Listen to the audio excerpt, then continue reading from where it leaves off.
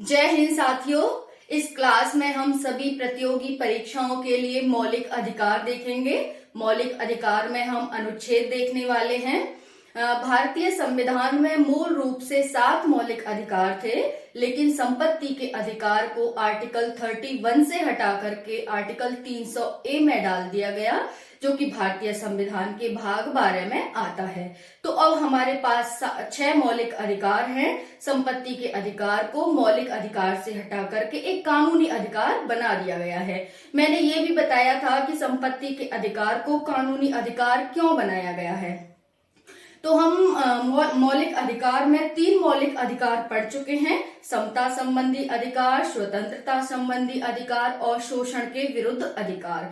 ये 3 हम पढ़ चुके हैं। आज हम देखेंगे धार्मिक स्वतंत्रता संबंधी अधिकार, फिर नेक्स्ट है संस्कृति और शिक्षा संबंधी अधिकार, और हम देखेंगे जो हमें सुप्रीम कोर्ट के द्वारा मौलिक अधिकार दिए जाते हैं वो हम नेक्स्ट क्लास में देखेंगे, क्योंकि उसमें वो काफी डाइवर्सिफाई है और उसमें हमें काफी ज्यादा विश्लेषण करना पड़ेगा, जब जाके वो आपको समझ में आएगा। तो आज हम इस क्लास में देखने वाले हैं ये सारे मौलिक अधिकार।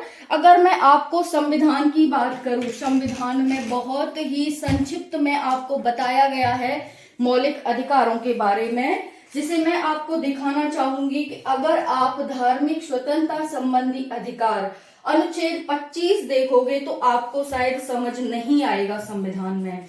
मैं आपको दिखाने की कोशिश करती हूँ अनुच्छेद 25, 26। मेरे में से यहाँ से थोड़ा पेज गायब हो गया है, तो मैं आपको 26 दिखाती हूँ। धार्मिक कार्यों के प्रबंध की स्वतंत्रता, और इसमें इस तरह से आप पढ़ोगे तो आपको समझ नहीं आएगा। मैंने ये अपनी भाषा में मतलब सामान्य लैंग्वेज में लिखा है, जो कि आपको अच्छे से समझ आ जाएगा।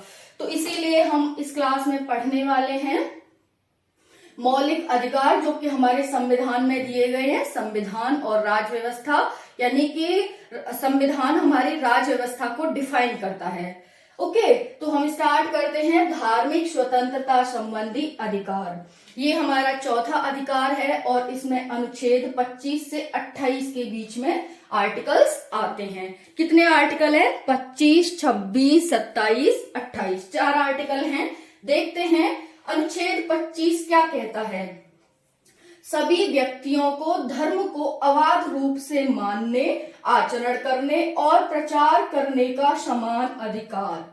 क्या है? सभी व्यक्तियों को। ऐसा नहीं है कि अगर कोई भी विदेशी है, भारत में आकर रह रहा है, भारत का नागरिक नहीं है, तो उसे ये अधिकार नहीं है। मैं पहले ही बता चुकी हूँ, आर्टिकल 15, 16, 19 और 29 ऐसे 4 आर्टिकल हैं जो सिर्फ भारतीयों को प्राप्त हैं। बाकी सभी अधिकार भारतीय और अभारतीय दोनों को ही प्राप्त हैं, यानी भारतीय नागरिक और अनागरिक दोनों को ही प्राप्त हैं। तो आपको आर्टिकल 15, 16 और 19, 29 ध्यान रखने हैं, जो सिर्फ भारतीय नागरिकों को ही प्राप्त हैं।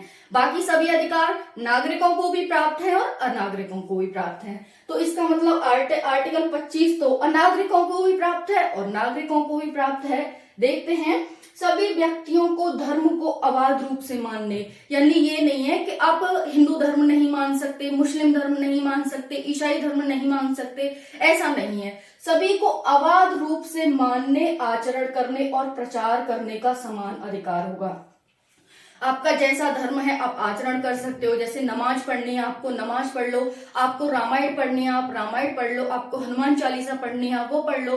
वैसे ही ईसाई धर्म में चर्च में जाना है आपको, जो सिख धर्म है कहीं वहीं सिख धर्म में जाना है, तो जैसा भी आपको प्रचार करना है अपने धर्म का, जैसा भी आचरण करना है आप करने के लिए स्वतंत्र हैं, कोई आपको रोकेगा नहीं। जैसा कि आप देखते हैं भारत में, तो आर्टिकल 25 हमारा यही कह रहा है, सभी व्यक्तियों को धर्म को अबाध रूप से मानने, उसका आचरण करने और प्रचार करने का समान अधिकार होगा। नेक्स्ट है हमारा अनुच्छेद 26। प्रत्येक धार्मिक संप्रदाय को धार्मिक संस्थानों की स्थापना, उनके पोषण का, अपने धर्म विषयक कार्यों का प्रबंध करने का अधिकार होगा।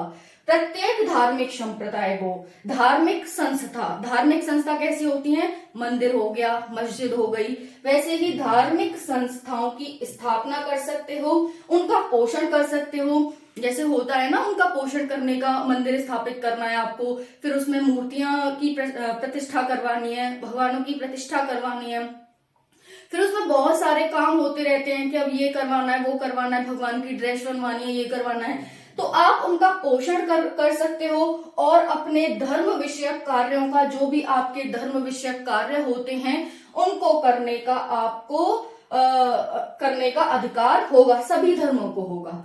नेक्स्ट क्वेश्चन है, किसी भी व्यक्ति को ऐसे करो, देखो यहाँ पर हम अनुच्छेद 25 और 26 में, जैसे फ्रांस में होता है, फ्रांस में जो वहां के प्रधानमंत्री हैं वो क्या करते हैं, बुर्का पहनने पर प्रतिबंध लगा देते हैं, ये करने पर, लेकिन भारत में ऐसा नहीं होता है। भारत कहता है कि सभी को सद्भावनापूर्ण रहने का अधिकार है, आपको कोई भी दंगे फसादे नहीं करने, आप आराम से अपने धर्म का प्रचार प्रसार कर सकते हो, उसका पोषण कर सकते हो और उससे अच्छे से विस्तारित कर सकते हो, बट कोई भी दंगा फसादे या अवैध रूप से कोई भी कार्य नहीं कर सकते हो, लव जिहाद नहीं कर सकते हो। इस तरह से ये भारत में सब प्रतिबंध है। बाकी आप अपने धर्म का अच्छे से प्रचार प्रसार करो, भारत में सभी को समान रूप से स्वतंत्रता दी गई है। ओके, तो यहाँ पर हमने देख लिया, अनुच्छेद 27 कहता है किसी भी व्यक्ति को ऐसे करों को देने के लिए बाध्य नहीं किया जाएगा जिसकी जमा राशि से किसी विशिष्ट धर्म का पोषण किया जाता है। किसी भी व्यक्ति को, चाहे वो हिंदू हो, चाहे वो मुस्लिम हो, चाहे सिख हो, चाहे ईसाई हो, अधिकतर भारत में 4 ही धर्म रहते हैं, और भी धर्म रहते हैं बट मोस्टली ये 4 ही धर्म रहते हैं। और भी हैं जैसे हिंदू, मुस्लिम, सिख, ईसाई, जैन, बौद्ध, ये भी हैं, लेकिन ये कम मात्रा में है। तो सभी धर्मों को है, ऐसा नहीं है जैनों को नहीं है या बौद्धों को नहीं है, सभी को है। तो किसी भी व्यक्ति को ऐसे करों को देने के लिए, कैसे करों को, जिसकी जमा राशि से किसी विशिष्ट धर्म का पोषण किया जाता है। जैसे अभी आपको कोई हनुमान जी का भंडारा करवाना है, तो आप मुस्लिम समुदाय को उसका चंदा देने के लिए, उसके लिए पैसा देने के लिए बाध्य नहीं कर सकते। या फिर कोई किसी मस्जिद में कोई भी उनको प्रोग्राम करवाना है, तो किसी हिंदू को आप उसके कर देने के लिए, यानी कि पैसा देने के लिए, चंदा देने के लिए बाध्य नहीं कर सकते हो। तो यहाँ यही बताया गया है। वैसे ही अन्य धर्मों में भी होता है, किसी भी व्यक्ति को ऐसे करों को देने के लिए बाध्य नहीं किया जाएगा जिसकी जमा राशि से किसी विशिष्ट धर्म का पोषण किया जाता हो। क्लियर हो गया ना? अच्छे से इसी भाषा में आपको समझाया है। यहाँ पर हमारे ये आर्टिकल 27 क्लियर हो जाता है। क्या है आर्टिकल 27 में, कि किसी भी व्यक्ति को ऐसे करों को देने के लिए बाध्य नहीं किया जाएगा जिसकी राशि से किसी विशिष्ट धर्म का पोषण किया जाता हो। आर्टिकल 28 है, यानी अनुच्छेद 28 है, राज्य निधि से पूर्णतः पोषित, यानी कि राज्य निधि का मतलब हो गया उत्तर प्रदेश, मध्य प्रदेश, छत्तीसगढ़, इनके द्वारा पोषित, यानी कि इनके द्वारा जो पैसा दिया जा रहा है किसी भी शिक्षा संस्थान में, हम ऐसे समझ सकते हैं किसी भी सरकारी शिक्षा संस्थान में कोई धार्मिक शिक्षा नहीं दी जाएगी। ऐसा नहीं है कि राज्य निधि से कोई भी शिक्षण संस्थान खोला गया है तो उसमें आप हनुमान जी का पाठ पढ़ा रहे हो, या फिर उसमें कोई भी मस्जिद जो नमाज वगैरह होती है वो पढ़ा रहे हो, ऐसा नहीं कर सकते हो आप। अन्य धर्मों में वैसे कोई बौद्ध धर्म का कोई भी पाठ होता है वो नहीं करा सकते, ईसाई, वैसे सभी में लागू होता है ये। ओके, तो मैं ये नहीं है कि मैं हिंदू और मुसलमान बोल रही हूं तो आप और ना लो, सभी के लिए है ये। तो राज्य निधि से पूर्णतः पोषित किसी भी शिक्षा संस्थान में कोई धार्मिक शिक्षा नहीं दी जाएगी। आप शिक्षा दे सकते हो, बुक पढ़ा सकते हो, जो हमारी जनरली जो बुक होती हैं वो आप पढ़ा सकते हो, लेकिन धार्मिक शिक्षा नहीं दे सकते। साथ ही राज्य शिक्षा ग्रहण करने वाले किसी भी ऐसी संस्थान में राज्य से जो पोषित हैं, साथ ही ये हटा दो, साथ ही शिक्षा ग्रहण करने वाले किसी भी व्यक्ति को ऐसी संस्थान में दी जाने वाली धार्मिक शिक्षा में भाग लेने अथवा धार्मिक उपासना में उपस्थित होने के लिए बाध्य नहीं किया जाएगा। क्या कह रहा है? साथ ही शिक्षा ग्रहण करने वाले किसी भी व्यक्ति को ऐसी संस्था में दी जाने वाली धार्मिक शिक्षा में भाग लेने अथवा धार्मिक उपासना में उपस्थित होने के लिए बाध्य नहीं किया जाएगा। जैसे आपने सुना होगा स्कूलों में प्रेयर होती है, प्रेयर में भगवान का नाम लेते हैं, आप सभी को पता है। अगर कोई भी अन्य धर्म का व्यक्ति है वो उसमें उपस्थित नहीं होना चाहता कि मुझे प्रेयर नहीं करनी क्योंकि इसमें हिंदू भगवान का नाम आ रहा है, इसमें मुस्लिम भगवान, कोई भी हो, इसमें इसका नाम आ रहा है तो मुझे उपस्थित नहीं होना, तो आप उसे बाध्य नहीं कर सकते कि नहीं आपको उपस्थित होना ही है। आपने देखा भी होगा बहुत सारे स्कूलों में ऐसा होता है कि बच्चे उपस्थित नहीं होते हैं, चाहे फिर वो मतलब किसी दूसरे धर्म के हो तो वो उपस्थित होने से इनकार कर देते हैं।